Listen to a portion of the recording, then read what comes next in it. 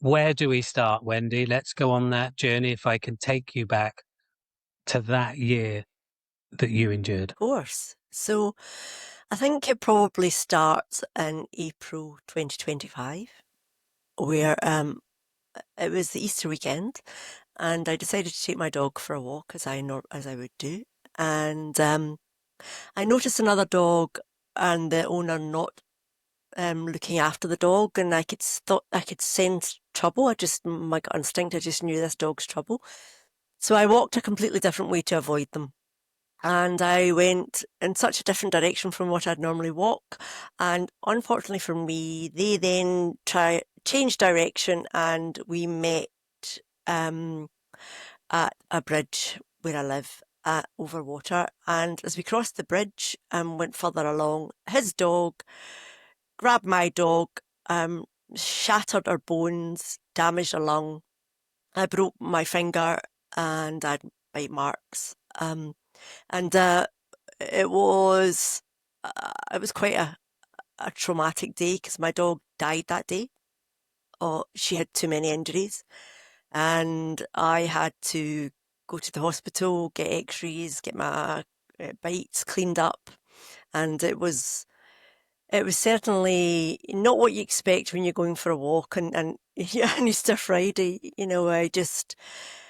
It was it was not pleasant. And when I look back, because I miss my dog. We were incredibly close. My miniature schnauzer, Luna, was her name. We were like, we went jogging together, we did loads of things together, and it's interesting because the day before she died, and this is imprinted on my brain, I said to her, "Oh my gosh, Luna, I don't know what I would do without you in my life because you're always there, happy to see me, and you always, whenever I want to do something, she's excited and wanted to do it." And she became such an integral part of my life.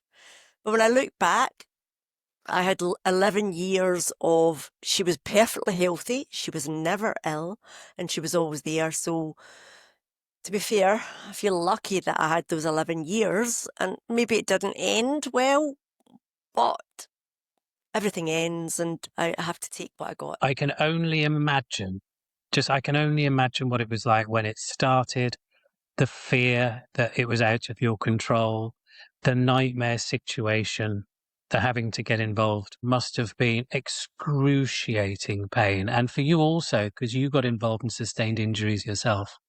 Yeah, I think I didn't really notice my injuries actually until we got my dog to safety. Um, and until we got her to a vet, then I noticed, because my hand had went completely black and these two fingers were chewed. So I didn't really notice the pain actually until I got my dog into a safe situation.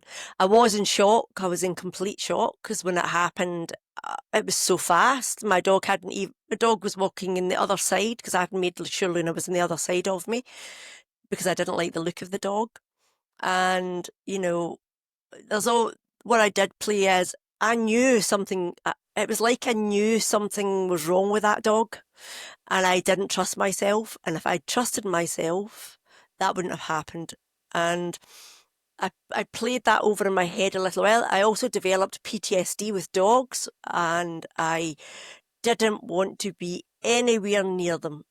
I had went from being a complete dog lover. I mean, I adored dogs. Even now, because I had EDMR to reduce my PTSD with dogs, I have a new learning with dogs, which is dogs are wonderful, but some are not. And you have to trust yourself when you sense a dog's not quite right to stay away from it. Because some dogs, because I had another dog attacking me, which I'll talk about in a few moments. But I learned that, not all dogs are friendly, and that some dogs, when they get old, and vets are hiding this, and so is the media hiding this, they get dementia and Alzheimer's like us. And a lot of dogs from 9 years old can develop Alzheimer's and dementia, and they can attack as a result of it. What was the other breed of dog, and how was the other dog owner when it happened? It was an American one. It's like one of these Japanese dogs, but the American version. He was really calm. He was really like, it was really strange. It was really strange what happened. So it happened and we exchanged details, and then I took his photograph and he posed with his dog for the photograph. Sorted his hair, his jacket, and posed with the dog because I wanted photographic evidence that the incident had happened. Because what happened was I was shocked, I didn't know, and then the logic Mm. kicked in and I took photos, I took details, I did everything to make sure that I was I had enough evidence should I require it if I was going to contact the police. And he was he was a cool customer. It was certainly different. First time, do you think that it might have happened, or He was he just almost accustomed to it? I think that he just got that dog recently. That's what I've heard. So I'm not. It might have been the first time, and you know he might have been afraid because when things like that happen, sometimes dogs can get put down. So, but it just felt, you know, it just felt weird. Yeah, and like I say, every dog, they're part of the family. Yeah, Um, and to watch that unfold in front of you, the emotional damage that it caused, the aftermath, how did you manage? I would say cope, but some people don't. How did you manage? yeah. I suppose what I did was I got angry. Um, I got spiteful for a little while, and then I began to recognise that that was going to damage me and not serve anyone. So I grieved from the loss of my dog. I reported it to the police and it was taken quite seriously, but the Crown Prosecution Service decided not to proceed, which is fine, which I'm okay about because it was like 9 months later and I'd already got to the point where I just didn't want to deal with Mm. it anymore. I'd moved on. And I don't feel that I need a sense of justice because the fact of the matter is my dog is gone. Nothing is going to bring it back. The only thing I can do is accept it and live my life my way and not let a situation like that ruin the good work I've done to really like myself and enjoy life. Yeah, because like you said, there was some guilt involved. I mean, everyone would have thought that. You know, why did we even go out at, I don't know, 10 past 10 as opposed to 11 o'clock? I mean, what are the natural emotions that people will be thinking that they might be hiding from and not wanting to talk to people about? What might they be? What were you feeling? I think I think we like to hide our grief, especially when it becomes to dogs, because people who don't own dogs just don't understand. And I think the grieving process is more, it's like, it is like losing someone who was a big part of your family. And I think we go through quite extensive grieving when our dog is killed like that. I suppose it's, you know, when something is killed and they didn't provoke it, they didn't do anything but just walk past. If somebody just Mm. walked past and attacked you, you would be like, it raises a lot of questions in your head and why me? And a lot of that goes on, and then you start to grieve, but you can't, you know, you have to pretend you're not grieving because for non-dog owners, they don't understand it and they mock you sometimes. And you also, there's a lot of guilt about the decisions you made in that day because my gut instinct was screaming at me, stay away from that dog, stay away from that dog. I mean, it couldn't have screamed any louder. Uh, I actually need to trust myself a bit more. But I mean, I've had dogs my whole life. I can tell when a dog's not quite right or there's something not quite right Mm. about it. And I didn't trust that. I wanted to get on the walk, get back. We were going out for dinner. Of course, none of that happened. But it was, I think, a sense of loss, a deep sense of loss as well. And coping with that while you're not actually allowed to have time off when your dog dies, or you're not allowed to have support structures when your dog dies. You know, all people focused on was my broken finger and chewed hand. Mm. But that That didn't matter to me because that'll heal, and I've completely healed. I don't even have a scar. Um, you know, things that my finger doesn't work properly because it was shattered to pieces, but it doesn't bend. But it's fine. I knew I would heal, but my dog wouldn't heal. She was never coming back. She was gone forever. You're so right. The only thing that people can actually tangibly see were the injuries that you sustained, and not the mental damage and the loss and the grief that you were going through. Um, there seems to be different levels of grief, doesn't there? That if you said you were going through grief for someone else, that would be different. But it's how it affects the individual. It's what that dog meant and represented to the owner. Absolutely. I mean, when it's people, it can be more serious, and I don't put a value in anyone's grieving. If you're grieving because that Mm, whoever it is or whatever it is meant something to you, and they brought joy, and they brought the best out in you. It doesn't matter what it is. You're going to yeah. grieve for it. You know, it's a natural process. But with some things, you're not supposed to. You're supposed to just get on with it. That's life. Get on with it. Yeah. And it's harder for people to talk about it because they feel like they won't be taken seriously. And also, what's the point in telling someone they're not going to feel that grief as much as I do? I'll kind of keep it to myself. Are there support groups for pet loss or no? I mean, I actually sought EDMR, and I seen a clinical psychologist for a little while just to talk through the events. So the first 4 sessions we didn't do any EDMR. We talked about what had happened, how it made me feel, and what my dog meant to me, and we went through all of that before I actually did the EDMR.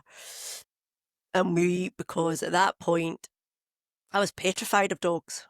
I mean, I literally crossed the road when I saw a dog. Um, I didn't want any of them near me. I wanted them gone. It was a complete flip of personality to a dog lover who spoke to every dog to get that thing away from me.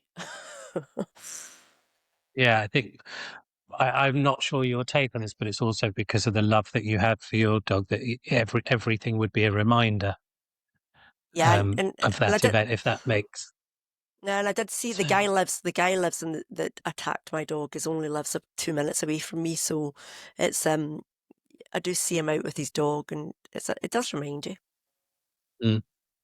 Now, the timeline of your year, that would have been enough for anyone to recover from for months and years to come. What happened next? How long, in terms of your timeline, did you have?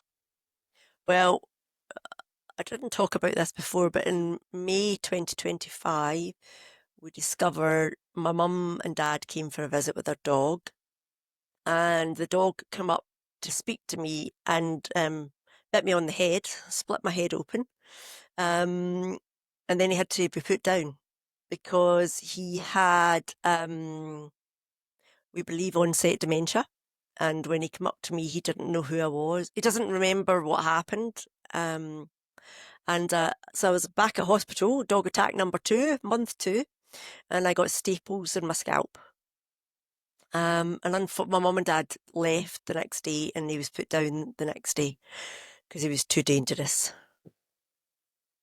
Would have been terrible on its own, but a month after, or less than the event that happened before, you must have thought this is the last straw. I just couldn't believe that 2 dogs had attacked me, 2 consecutive months. Mm. And I found that hard to accept, and I thought, what's wrong with me? I did It's start to easy to think, take things personal, isn't it? yeah. What have I Well, done to deserve this? Two in yeah. one, yeah. I mean, what have I done? Why am I being attacked twice when all I give is love for dogs? But Mm. maybe I don't know. You try to rationalize these things, but you can't. They just happen. Um, when anything goes wrong in the house, I've got a personality. If the tap goes, then the washing machine goes. Then I start to become a bit more hyper vigilant. And I notice a car light will come on in the car and something else. And like you've just alluded to, it's very easy to take things personal and think, oh, what next? This is going into a downward spiral. Mm. What happened for you next? I I definitely I was more accepting of the second attack because I knew there was some circumstances that had led to the problems with my mum's dog's brain. And there was something that went wrong during surgery, and we recognised it had had quite a big impact on him. And, you know, when people have Alzheimer's or dementia, they don't mean what they do. You can't blame them because their cognitive function is not there Uh-huh. for really that responsibility and accountability. So after the second one, the only thing that really came to me was, why me? What have I done to dogs? What am and guilt, and because it's my mum and dad's dog, they had to go home and put it down, there was that. But then acceptance came really thick and fast with that one, because I decided that asking those questions was not going to be good for me and my family. And I had to move on, and I had to find a way to move on. So I did. And I accepted that pretty quickly. You did, albeit loss came again for you, didn't it? Yes. Um, Shortly after in the year. Yeah, so in June, my very close friend died of cancer, and she wasn't ill for very long. She she noticed a shadow in her lung, and then it was only a couple of months, and then she was gone. She died in June. And I, her funeral was in July, but I couldn't go because something else happened in July, which I will talk about later. And we had become really close. I understood her, she understood me. We were both very similar in our thinking and similar in how we operated, and we, I would tell her things I probably wouldn't tell anyone else. And all of a sudden, you kind of expect someone to be there all the time, and then when they're not, you get reminders on your social media, it's so and so's birthday, and it's like, yeah, they're not here. So it's, I think, on top of everything else that happened, I took that quite hard. Mm. I think, because I have my partner who I can talk to. But when you have a female friend, there's that extra layer of something you can discuss or something you can explore. And haven't really built friendships like that for a long time. And so there was a kind of awakening for me to go, "Ooh, you need to do something about that," because, I don't have that person anymore. So I have to accept that and understand that life happens, and at my age, it's going to happen more frequently. And I, I went through another grieving process and acceptance, but it did take me a bit longer with that one. If I'm, I think it probably took me, because something happened in July that meant I couldn't continue that process. So I started to grieve probably about 3 weeks. I went to have a Vipassana meditation retreat um, in July. It was the first week in July. And I thought, right, because when I go to Vipassana 10-day retreats, I get rid of all my trauma. It, Sitting in silence for 100 hours, you process just about everything that you know about. Okay, everything that's in that conscious mind. And I had those 3 events in my conscious mind. I thought, oh, this is perfect timing. I'll go to this July Vipassana meditation retreat, and it'll help loads. Anyway, it was really funny actually, because I was on the train to my Vipassana meditation retreat. This woman came and sat next to me, and she just told me her whole life story. She lives in the south of France, and her dad was dying of cancer, and she had flew back, and she was going to Herefordshire Hospital, which was where I was getting off for my retreat. And we chatted and we had a laugh, and her mum was called Wendy, and we talked. We'd a lot of jokey things that we had, and we just had a really great conversation. Little did I know that during my Vipassana meditation retreat, I was going to get the same news, and I would have to leave. So I was at 3 days in my Vipassana meditation retreat, and I was meditating in my room, and I was told I need to go and speak to the teacher. I thought, oh gosh, what have I done? And so we went to the teacher, and she said, "You've got a phone call. Your dad is really ill. I think it's advisable you go and phone and find out what's going on and make a decision on whether you want to leave. Because if your father's really ill, you should probably go." So I did that, and I found out my father had stage 4 cancer, and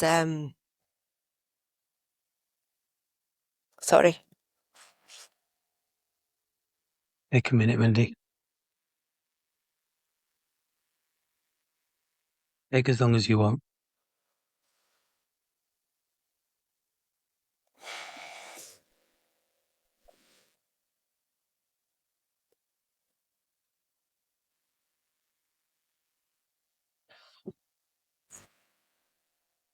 Would you like to stop? No, it's okay.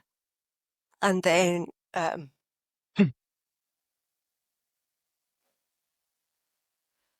left. I went straight up to Scotland and spent time with my dad.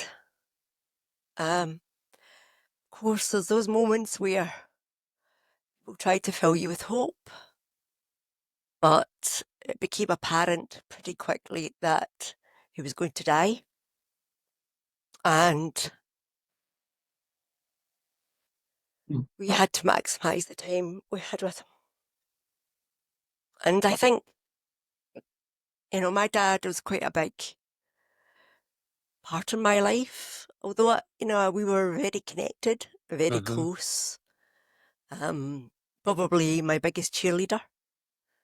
And I think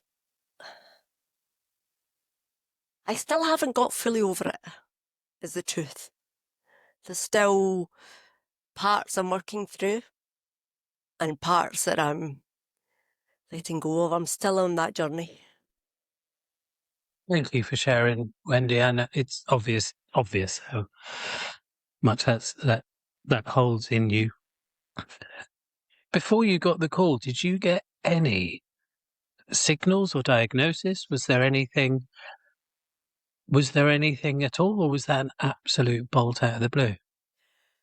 Well, my dad had been trying to get an appointment to look into stomach and bowel problems for 2 years, and he kept getting fobbed off, and he kept getting fobbed off, and he kept getting fobbed off. He was so desperate, he went up to hospital and asked them, "Please help, I'm in pain," and they said, "We will not overrule your GP."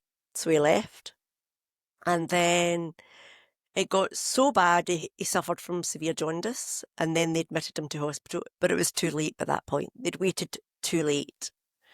If we'd got there when he originally complained, he would still be here today, but you can only do what you can do. You can, but I imagine that's a very incredibly hard, bitter pill to swallow. Yeah, I think, I know the NHS is overwhelmed, but my father, at 77, was still working, doing projects, helping people, and he was very alive. And for my dad actually decided to go. He actually made the decision that he wanted to die in the end, because they were going to try all sorts of things, but his quality of life would have reduced. And my Mm. dad has been sharp as a tack, really healthy until that moment. And he didn't want to live his life without the quality of life he had before. Wendy, if I may, if you're comfortable, how long did you have between the phone call and your father passing? Yeah, he died in September, middle of September. So it was July, 4 or August. 5 months. No, only it was July. So it was yeah, it was the beginning of July, August. Yeah, maybe 2.5 months. 2.5 months.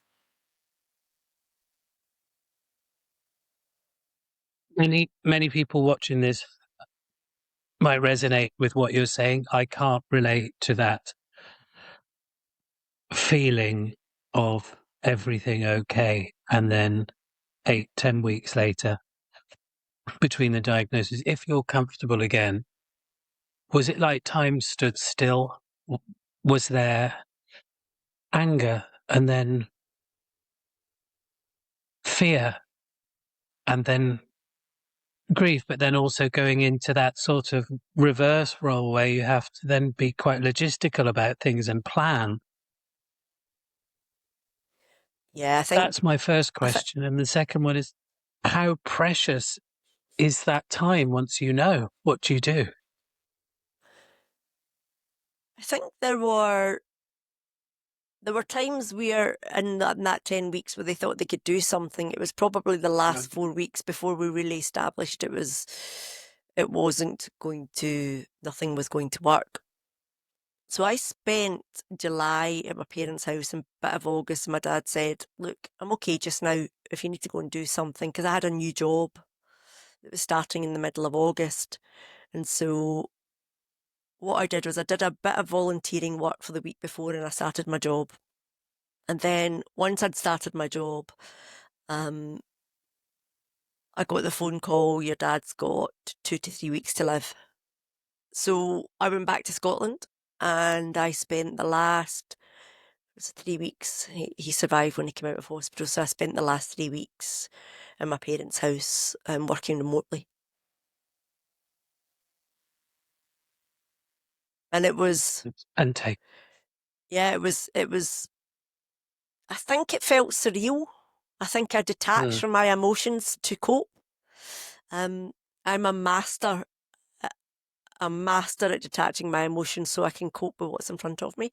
And I definitely did that and functionally thought about things and was very pragmatic, very calm, very logical, and only started to deal with the emotions of all of that in December. I didn't want, I had a new job. I had lots of things going on. I put it in a box, my emotions in a box, and I stored it away and thought, right, I need to deal with this later because there's quite a lot in there that needs to be unpicked. And I know there's a lot in there because he was such a huge influence in my life that's going to, that's going to be a big thing for me to go through. And I've been going through it since probably just after Christmas is when I started going through it and processing the trauma. When we talk about trauma and fight or flight, and you've like trying to box it and put it away because you've got so much other stuff happening in your life, it's not a box you want to go near, is it? You wouldn't choose to go near it necessarily because it holds so much hurt and pain. Everything would be telling you not to go there. How did you deal with it? I I suppose my personality type is when something's hard, you face it, and once you face it, it's never as bad as you think. And at the end of it, you will feel much lighter because I face my trauma. I face where I go wrong. I face things. I don't go silent. I don't get huffy. I don't play games. I just get on with it. And as hard as it is, what life has taught me, when you face these problems, you get good learnings. And also, I think what happened to me before, the loss before, was pretty good training ground for this loss, in terms of I'd done quite well in processing what had happened before, and I'd got myself into a decent spot. Considering I only did 3 days of meditation, I still managed to process and Mm. accept and understand quite a few things. Yeah. And then, and what I did, because uh, another thing happened, which we'll go on to. So I had to, I couldn't face it. The incident in October meant I had to put everything that was going on for me aside, because my child needed me. And that became the priority. Then I booked a meditation retreat on the 27th of December. So I was doing a 10-day straight after Christmas. I turned 50 when I was there, and I just meditated for 10 days and it started to unpack that box extremely. It was really unpacking at that. You could sum up in the 3 weeks in Scotland, if you could sum it up by one emotion that others might relate to and help them talk about their emotions, what would it be? I don't know if you could do it in one emotion. Yeah, I suppose sadness, I think, is, but also love. There's two emotions there, because, Mm. you know, I love my dad, and I really love my dad. He was a great person, and we were really close. No, I mean, I was when I'm older, I was away doing my own thing, right? But Yeah, I of never course. felt. I always felt the connection. I left. I left. Went to university when I was 18. And I've been traveling all over ever since. But I've always felt connected to my family and my dad. So, but it's definitely love and sadness. Both of those emotions were really prevalent. And you were there at your dad's passing? Yes, I was. It seems like you haven't even had time to process Luna, then your other attack, which can't be underestimated on its own, by the way, having a big injury to the head, losing your friend, and now your dad. Yeah, it's a lot.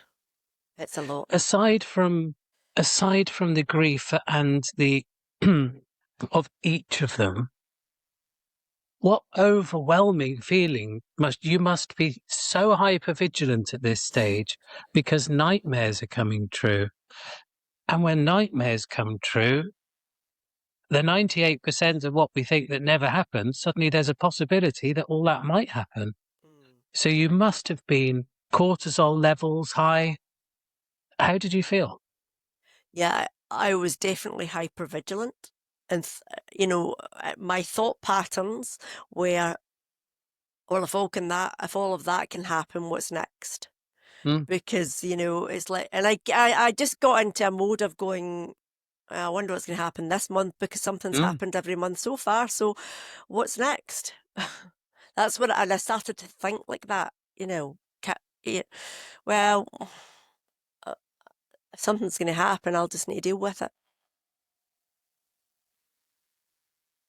What a state to be in physically, emotionally, physiologically, though. Mm. The attack on the nervous system, Mm. it wouldn't reset because you didn't have long to process that before. Yeah, I think I meditate a lot. I increased my meditation quite extensively. I'm quite a Mhm. dedicated Vipassana meditator. So I found that helped calm the noise so that I could function day to day and do what I needed to do. But I knew That's why I went to a meditation retreat uh, just after Christmas, because things had built up to such an extent, you know, I really just wanted to be alone to process it. I just Right. had to let go of some of the things that built up. They were getting to a point where it was starting to impact me day to day. I bet. And what else happened? Because, you know, you had something else that happened as well, didn't you? Yeah, so my son was attacked by 6 men with knives when he was out with friends. And so they stole his money, stole his phone, stole a few other things, and put him on the ground and started to kick into his head and his body. Lucky for him, some people came along and chased him away, so they didn't. It could have been a lot worse. It could have been a lot worse. But my son had um, damage to his jaw. He couldn't hear properly. One of his ears. They said they couldn't see anything neurologically, but things that have unfolded since. Um, it could be directly related to these things. And he had pains in his back, as obviously because they were kicking him quite hard, and he ended up with PTSD also, because what happened was there was two in front of him. Now, my son's quite a big lad, so he started to fight with them, but there was four behind him, and it was them. So when people would go by in a bike behind him, he'd turn around to punch them, and I'd have to, you know, Mm. because if anything comes from behind, he just goes into attack mode. So, um, we we had him in hospital a couple of times. I've taken him private. I've got private healthcare, and he's getting the support he needs. But his hearing come back. His jaw's chipped, and luckily for us, he made a pretty full recovery. Where were you when you took that call? I was at home. I just got back from work, and then uh, my son, people brought him home, and he came into the house and told us what had happened. We phoned the police, and then we took him straight to Hmm. hospital. And he was in a pretty bad way. I can't imagine what all this trauma's like for your emotional, for your nervous system, just taking it all out of you. I think you likened it to your insides felt on fire. Is that Yeah, right? yeah. It's you are on the outside, everyone thinks you're okay, and you tell them Hmm. you are, but inside, I felt as though it was like a burning flame, and there could be any point where I could have went, screw this, I've had enough. And I did feel that sometimes, where I thought, just give me a break. I just need a little bit of time to process some of this, please. It's an awful feeling that you get when lots of things happen. I've heard some people say that, do I deserve this? Is this something coming back from another? Like, is this calm? I was just starting to get happy. Is this my punishment? How did you digest it or interpret it? Yeah, and I think for me, I began to think about it in terms of, you know, I think what helped me actually, I'll tell you what helped me before. I realised a lot of people were having these years, because some of the people when they found out what I'd been through, told me what they were going through, and I Mm. realised there was cycles in life where you can get a year of intense things happening. And but I did wonder, there certainly were thoughts, what have I done to deserve this? Yeah. Because, you know, such intense things all at the one time. But maybe that was better than having it spread out over 2 to 3 years. I don't know. I'm a kind of all or nothing person, and maybe that maybe when I look back from my position now, I think maybe it was good I got it all done in a year, and maybe it'll settle down. But I did definitely have, what have I done to deserve this? Yeah. Why is it happening all at the one time? And is it because I'm on this Vipassana journey and we're getting rid of my karma? I don't, you think, is this a mechanism for it's not a very nice mechanism, but is this what I'm getting?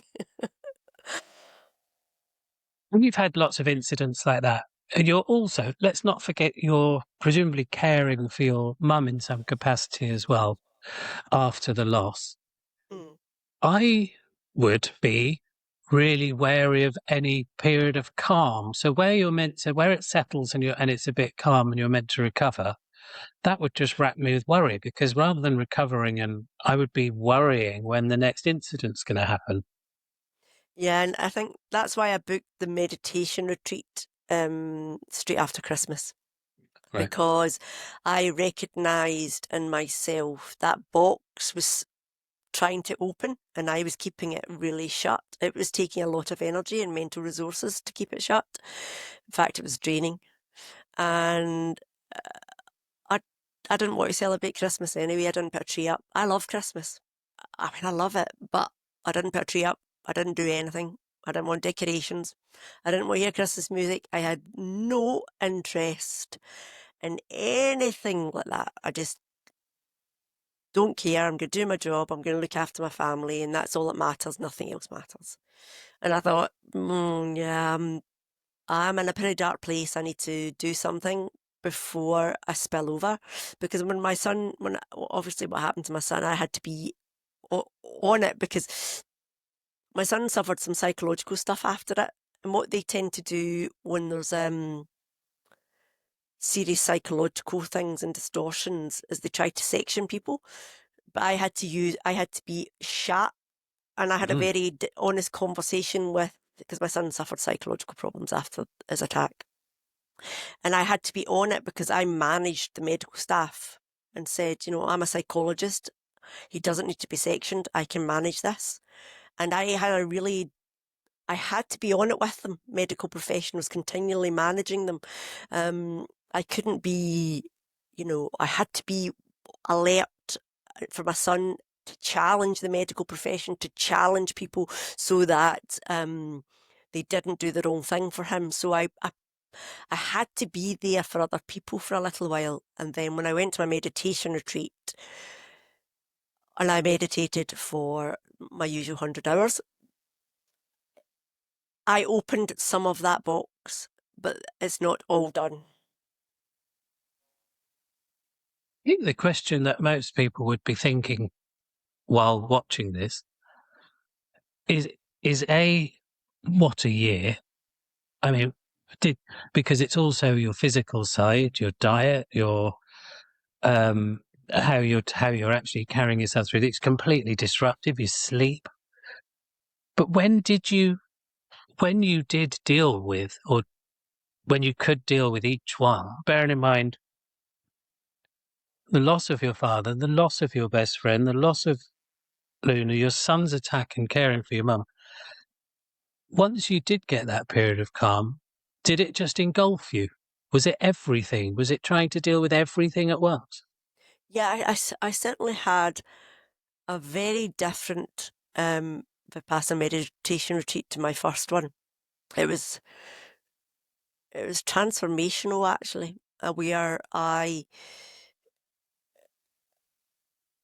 certainly let go of a lot, but I didn't really cry or do anything like that. I more just relaxed, and I wasn't able to sit cross-legged for 100 hours when I went to my last meditation retreat.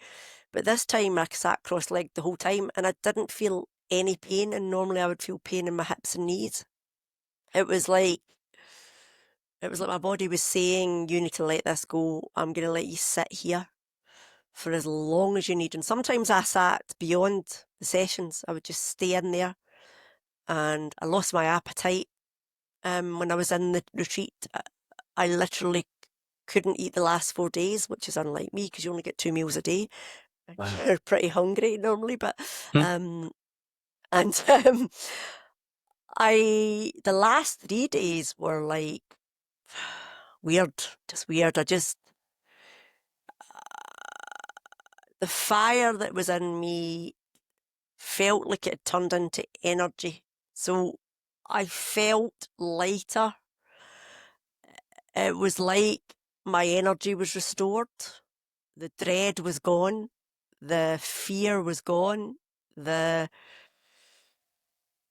grief isn't done. I've still got work to do there. But I certainly let go of a phenomenal amount of stuff. I mean, normally I can calm my mind quite quickly, but my mind was like, but I just didn't notice. I just sat there and went, relax and release, relax and release. And, I would say that to myself now and again when it got intense, because sometimes it got really intense. Mm. And when the pain came, because the pain of trauma leaving, when it's painful going in, it's painful coming out. I just sat in it, Simon. I literally sat in absolute agony and decided, and my God, it bloody hurt. But I sat there and I continued and continued until the pain got lighter. And as soon as the pain got lighter, I could get up. But I felt I had to stay, let it go. And after that meditation retreat, I did feel better. I felt lighter. I just felt a lot better than what I was when I went there. You'd never know it because I'm a master hider of how I feel. And I was ready to explode. Ready to get in a plane, move to Paris, and tell everybody to go to hell. Because there's a lot of life that would seem very irrelevant after you've gone through all of that. Because what really counts to you is your family and your own health and your friend. So anything else a lot of people are saying, or even people giving you condolences and everything else, I'm reading between the lines, but I think I've just shut down and think, you don't even know what happened. You don't care. I can't be asked to go through all the events with you of the last year. I don't seek your permission to feel anyway. I'm getting on a plane. It's definitely like that. That's a really good way to put it. I think I reckon, people would complain about things and I would go, oh, yeah, I'm sorry to hear that. But Yeah, inside my yeah, head, I'm like, I don't give a shit. I'm so yeah. sorry, but this is That's so so natural, isn't it? insignificant. Yeah, yeah. It's like, do you want my trump card or not? Do you want, I know. because I can trump that if you really want. But yeah, I completely get it. But I never did that, right? Because Hmm. that they feel that intensely at that time, and I respect other people's views, and I respect, I they don't agree with know. you. I agree that it's natural that they feel, and that we're not demeaning what anyone else is going through either. But it's a very natural feeling once you've had all that, just to say, I can't pour from an empty cup. I have nothing else in me to give. I'm so sorry. And I speak to a lot of people who have friends going through things, and they feel guilty because they just don't have anything left to give at the time when perhaps the other person needs it. Yeah, and you do. There is guilt where, because I know I can help people, and I know that I can listen and help people if that's what they choose they want. Sometimes they just need someone to shut up and listen, and I was always willing to do that no matter what. And I think I did and I'm a changed person. I'm not the same woman who started 2025 to the woman who started 26. I am a completely different person. Stronger? Yeah, more, definitely more accepting and more, I'm not really in control here. All I can do is influence what I can influence. What's my circle of influence? Stay within that. Everything else, I can just cope with it and just go on with it. After 2025, there's nothing you can throw my way that I won't manage. That's how I feel. See, this is a really interesting point. So, in terms of your own expectations, when lots of things have happened to you like that, do you pat yourself on the back that you've got through them, that you're still here, and do you also think, "Oh, bring it on now"? The things that I was fearing before, the things that I were fearing, wherever that might be in the world, whether it be business, work, relationships, I know how precious time is. I'm not messing around anymore. That's exactly it, right? Oh. Yeah, definitely. That's because Don't mess with Wendy. I've definitely got to that point where it's like, you know, I'm more sympathetic of people actually, in a funny way. Mm, I, you never really know what somebody's going through, and they won't always say. So be kind, because it might be a mm, lot more than you might only get a glimpse of it. And everyone has trauma in their life, and we are born, therefore it's inevitable we're going to die. And everyone experiences that, everyone at different time points. And I am far more accepting, actually, understanding, and more willing to take risks than I was before. It's like, well, that happened. If I fail here, who cares? I agree. I agree. I know a couple of people who have nearly lost their lives at some point to an illness or to an injury or something else, and they come out with a whole new way of living. Um, uh, but going back to your point about pe- behind the eyes, and a lot of people are struggling, which we know that's true. They are. If someone had asked you, "How are you?" 3/4 of the way through last year or at the end of last year, what would you actually have said? Depends who asked the question. So, Okay, someone at work, someone in the shop. yeah, Um, I would say, I'm fine. I'm just accepting what's happening and wow. getting on. But they wouldn't have got an idea. They wouldn't have got a clue, would they? No, I would never have shown it, because I don't know, what I've found is, it's interesting because people have said to me when they've said, "So what's happened in your life in 2025?" I'll go, "You really don't want to know." So, I said, "It's just been one of those years, but what about you?" And they go, "No, I really want to know because I've had a shit one." Excuse my language. It's fine. It's more You can than edit fine. that out. Um, No, I think if that's as bad as it gets after the year you've had, we'll leave that. and then they'd tell me and I'd go, "Oh, right." And they go, "What was yours like?" And then sometimes I'll share and they'll go, "Gosh, I realise lots of people are going through lots of things, and I just want to be sympathetic and supportive, and, listen if that's all they need me to do, or say the Mm. right thing at the right time so that they feel empowered to do what they need to do." That is my methodology in life, is do no harm and do good. When somebody is opposite you, don't mock them. Don't make them feel small. Just step outside yourself and your own ego for a minute and what you need, and you will see what they need. And say the right thing at the right time so that they feel empowered to take action.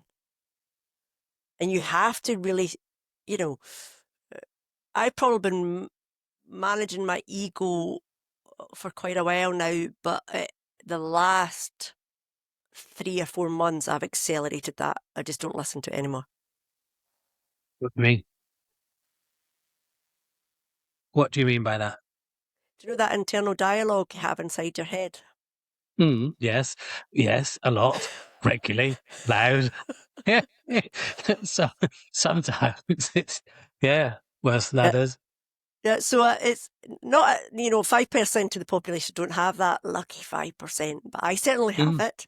And that yeah. voice is never really that nice. And they say really terrible things that are just not true. And I see that now as a test. It's a challenge, right? Sometimes it catches me out and I go, oh, you got me this time, right? Then Well, most of the sometimes time, you could be listening to it for 20 minutes and then you think, oh, what am I doing? It's there. I thought, it was more, but practice, practice, practice. I catch it now after a minute. I can, and then a lot of the time I'll just go inside my head, because if I say it out loud, people will think I'm weird. I say, shut it. where do I start in summing up? Where are you now? You're stronger for it, but it's taken its toll in equal measure. Where are you?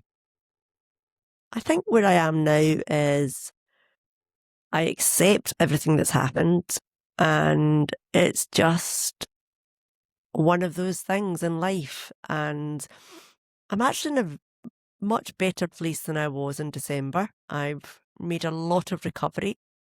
I've done a lot of trauma work. I've done a lot of meditating. And the last 12 months have been difficult. But if I can overcome that, I can overcome anything. So I genuinely feel hopeful for the future, and I'm going to continue my work. I'm doing another Vipassana meditation retreat. I'm going to open that box and get as much out as I possibly can. And I'm actually I'm excited actually. I'm looking forward to what I'm going to do next, because uh, in an imperfect way, I'm unstoppable. Yeah, and it's given you strength, and that feeling of excitement is something that some people might not have felt for a long time because they've been living in another part of their body, which is worry, trepidation, fear, flight, fight, and sometimes you just want the water in the marina to be calm, don't you? Just to give yourself enough time to repair the boat. Is that kind of where you are now? Do you know, I think I don't mind if there's a storm, because I'm okay with storms because I can handle it. And, Yeah. bring it on. I am Mm. going to handle whatever you throw at me because I'm ready. What a note to finish on. Honestly, what a note to finish on, and how inspiring you are to have that year and come back and sit in front of me today like that, ready to take on challenges. Wendy, honestly, you're an inspiration to anyone who watches you and thinks that perhaps they're struggling, they can't get through, they're taking it personally, they're feeling, why me? What have I done? It's not personal, is it? It's just one thing after another, and the cumulative effect can really bash down those walls. But you're an inspiration to everyone who's listened. Thank you so much for joining us today. No, thank you so much for having me, because I know you're an inspiration too. So thank you. Thank you very much, Wendy. I really appreciate that.